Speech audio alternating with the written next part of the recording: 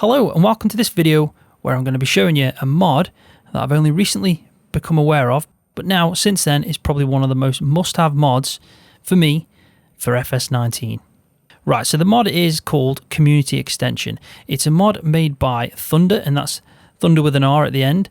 I will be putting links in the video description for the 4 mods that it includes. I'll also be putting a link in this video description for the Discord server where all the mods are and where I found a lot of the information as well. So you probably should go and join that if you want to get a little bit more information than what probably I'm going to provide in this video. So what this mod basically does is it swaps out all the units that are already set up, which is basically liters. Everything's measured in liters in the standard game of FS19. So if you get 20,000 liters of wheat or barley, for example, and obviously that doesn't really add up or make sense because it's not a liquid, it's a solid. Well, luckily now with this mod you can have kilograms, metric tons, bushels, US tons. You can also have gallons. There is technically now everything that you'd want, and you can also customize it yourself, and it also converts it by using density, so it's a bit more in line. So for example, if a bale actually weighs 1,000 pounds in America or 2,000 pounds, then it will add up to that. So if you've got a 4,000 litre bale, it's probably going to come in about right for what you expect. I think it's really useful. I think it's just really cool. For example, on a UK map now, I'd probably set it up where all my crop types, I'm going to measure them in tons, in metric tons. I'm also going to be probably using trailers in kilograms, and also I'll stick with litres when it comes to milk and water. But it's nice to have the option to do that. And then I'll also measure in bales instead of 1,000 litre bale. It could just be one bale, or it can be measured in kilograms. It really is a really unique mod. But also, with me now playing on a US map, I'm using bushels. So all my crop types are, as I'm harvesting, are coming off in bushels. But then I can also use pounds, which is more common in America. So what I'm going to be basically doing is show you how to set it up as soon as you downloaded the 4 mods, which is pretty simple. You download the mods, put them into your mod folder, dead simple. But then I'll show you how to set it up, how to convert them, how to save it for each individual map, depending if you're using a US map or a UK map, and also how to set it for every map if you only really play on European style maps or English maps, anything like that. So the first thing you're going to do is you're going to download the 4 mods like I mentioned. You're going to put them into your mod folder. You're going to end up with the Community Extension mod, which is the framework. This mod on its own won't actually do anything, but the other 3 mods won't do anything without this mod as well. This is the framework for the other 3 mods to work, so you do need the Community Extension. It's the main one, so make sure you activate this like that with a tick when you start up. The other 3 mods is the Community Extension Display add-on, and then there's the Community Extension Unit Convert, and then the Unit Convert Add Units, which is basically an add-on for this add-on. Without this one, though, you won't get a lot of the extra ones that I seem to want to use more on the UK maps. So with this one, for example, it kind of comes with, I think, bushels, maybe US tons. But with this one here, it does have quite a lot of extra units like kilograms, metric tons, pounds. There is a lot, and a lot of the densities as well are included with that. The display add-on is pretty unique because what it does is it adds fill type names to the price menu. It also adds a usage meter to the fill levels display. It also adds one more thing that I think is pretty cool, which is a worked area meter near the speed meter. So for example, when you go into a tractor, it'll tell you the amount of hours it's done, so the usage of the tractor itself. But if you toggle along to like the equipment that you've got hooked up, maybe you've got a mower hooked up, it'll also show you the amount of acres that piece of equipment's done, which I like. I think that's pretty good. Instead of giving you the hours on that equipment, I think it probably is better to show you the amount of acres that piece of kit's done, because you know eventually at some point, well, if it's done 500 acres, it's going to be used. If it's done 1,000 acres, it's going to be even more used. So I do like that. What we'll do now is we'll jump into the game and I'll show you the difference of what I've done. I'm going to jump into a UK map, probably one of the best maps I've played, which is Oakfield Farm, and I'm going to show you exactly what I've changed, how I've set it up, and if you wanted to do it yourself, what you should do too. Right, so we're in the game, and as you can see in the F1 menu, I don't want to go in the bathroom, I don't know why I've walked in there. Let's just get outside where there's a little bit more space. The Spitfires go over. Right, so if I bring up the F1 menu properly, which you can see now, it says F12 is the CX menu, so the community extension menu. Now, I will say that I've custom keybind that because it was set up for me as Alt-X, which obviously conflicts with the GPS, so guide and steering mod. So I've set it up as F12. Now, obviously, you can do that for whatever you want, but for me, it's F12. So we'll show you the menu first so you can see what it looks like. So this is the menu as it's popped up. This is the main menu and of the community extension. In here, you'll have your settings, your general settings. A lot of it's pretty self-explanatory. And then you've got in-game menu, price menu, show fill type name. So if you wanted to take that off, you could do, but I obviously keep it on. The in-game HUD, fill level bars. Again, a lot of this is pretty self-explanatory stuff. So if you've got all 4 mods activated, in this second tab, you'll find all the units that are available to you.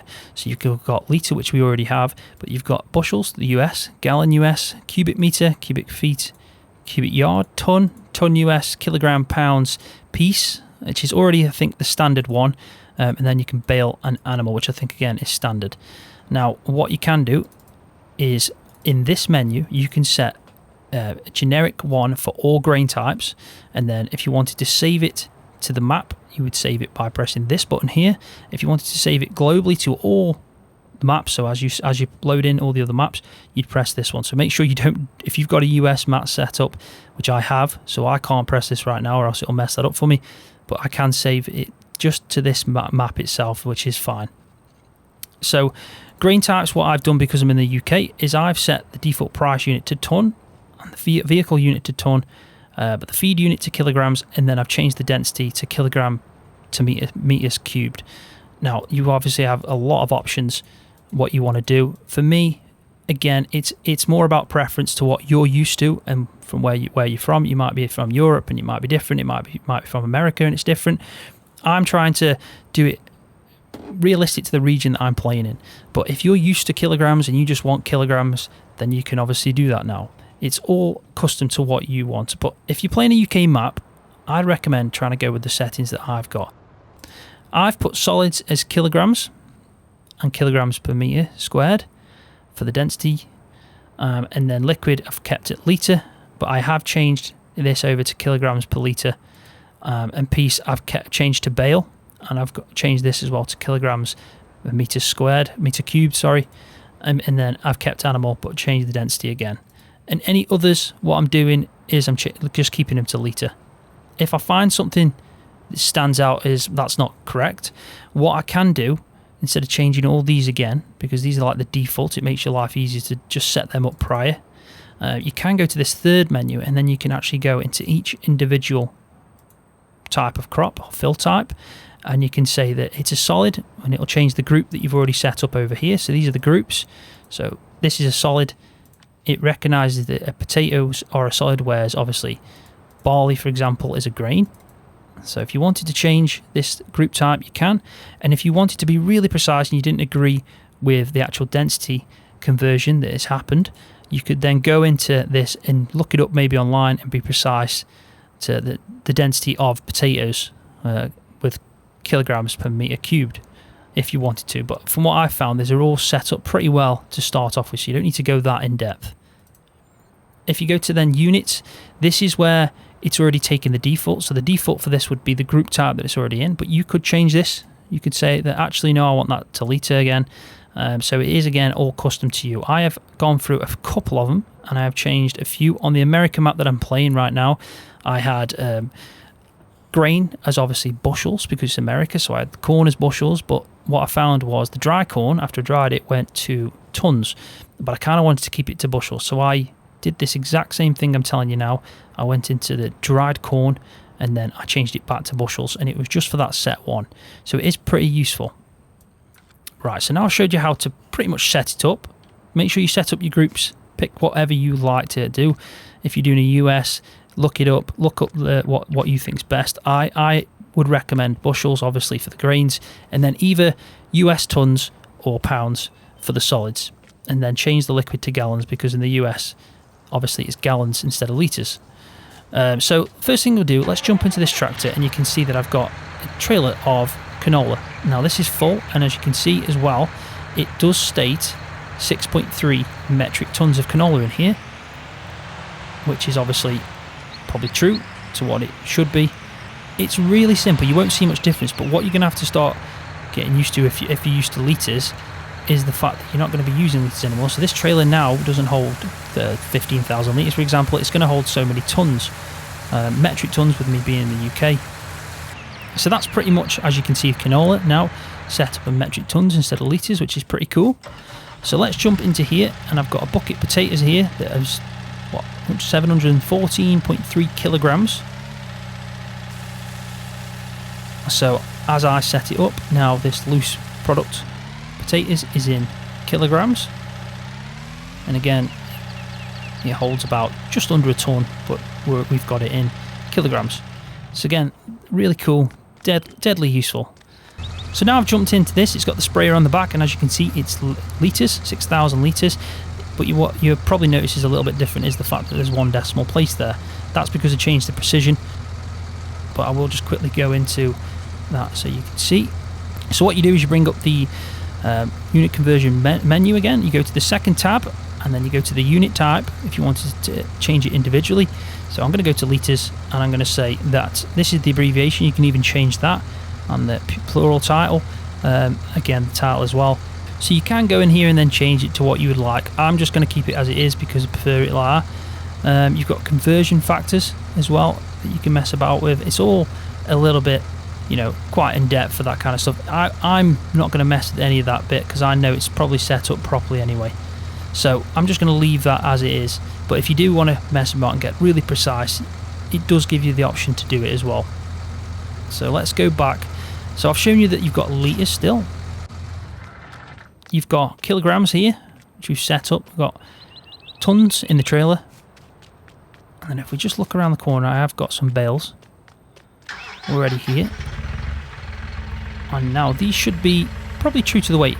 If I picked up these all previously, these would all just say 4,000 litre bale of silage, 4,000 litre bale of hay, and a 4,000 litre bale of straw, but it won't say that anymore because of the densities. So this is 120 kilograms. It's a 120 kilogram bale of straw, as you can see, so it's not 4,000 litres anymore. Now this one's not going to say the same. As you can see, this is 140 litres of hay, so it's got a little bit more weight to it. And then this bale of silage is going to be a lot more because it's 900 kilograms of silage in one bale. So again, everything's now unique. You're probably going to have to keep in mind that as it is in the real world, this bale is a lot heavier than a bale of hay, and probably hay is a little bit heavier than a bale of straw. So I do like that because it's more realistic. There is proper densities, proper weights to them now, which is, yeah, definitely something good. And I do like the fact that if I go into the menu as well, which is pretty cool, you can see that all my grain types are set up now with metric ton. So what it's telling me here, that you might think these prices are really steep, and they do look a lot steeper than normal, but that's not because it's showing me the price per 1,000 litres anymore. It's now showing me the price per 1 metric ton. So 1 metric ton is now 1,500 for wheat, and 1 metric ton of barley is 2,200. And if we scroll across, you can see that this is the price per litre, per 1 litre, not per 1,000 litre. So normally milk would show me 1,000 litres, a price for that, but you can see that it's £1 and a penny for a 1 litre of milk. And this is showing me the price in kilograms for wood chips. So 1 kilogram is 94 pence, which is probably more in line. So I do like this a lot. But if we have a look at maybe clover silage, so 1 kilogram of clover silage is £1. And as you can see, field grass is it looks like £4,000 per metric ton, which is again about right. But you can see that I like this because this is more in line. You're going to sell your grain in tons because you get more of it. Kilograms, again, you can see the price dropping down because you're now reporting out in kilograms. You could change carrots to tons if there's nothing stopping you there. I think this is probably a better idea to change carrots and onions to tons. So let's just quickly do that. Change carrots to tons. So we go into F12 menu. We're going to go to the third tab. I'm going to find the carrots could do the onions at the same time, but I'll just do carrots for this video. So I'm going to change that to, I'm not going to change it from a solid because I still think it's a solid. But what we do want to do is change in the price unit. We want to go to, I think I might have gone past it, no, ton. We can even change it in the trailer to ton, and then we can even, I'd say, change this one, just keep that one as kilograms, but keep the default set as normal. So if we change that now, you can see that it's all saved. It's gone from red to white. And now what should happen is when we bring up the menu, it's no longer, unlike the onions that say kilograms, it's now in metric tons. So this is the price now instead of what it was, which was just under £1, I think, for a 1 kilogram. We're now looking at 1 ton. So 1 ton of carrots at Empire stores is £847. I think this mod is absolutely excellent and is definitely a must-have mod for me, and I'm going to be using it in pretty much all my playthroughs. I'm going to be changing all my save games and all my Let's Plays to correlate with the type of area that I'm in. So if I'm in the US, it's going to relate to that, and the same if I'm in the UK or a Europe map, it's going to relate to that. So again, if you do want to download this, follow the instructions that I've showed you in this video, download the mods, put them in your mod folder, activate all 4, follow the instructions that I did in here of how to set it up. Links to all the 4 mods will be in the description video. Links to the Discord, where it explains a little bit more, will be in this video description as well. So thanks for watching. Hopefully you've enjoyed the video. Hopefully you found it informative. If you have, please give it a thumbs up. I do appreciate that every time. And also subscribe to my YouTube channel for more videos just like this one on Farming Simulator.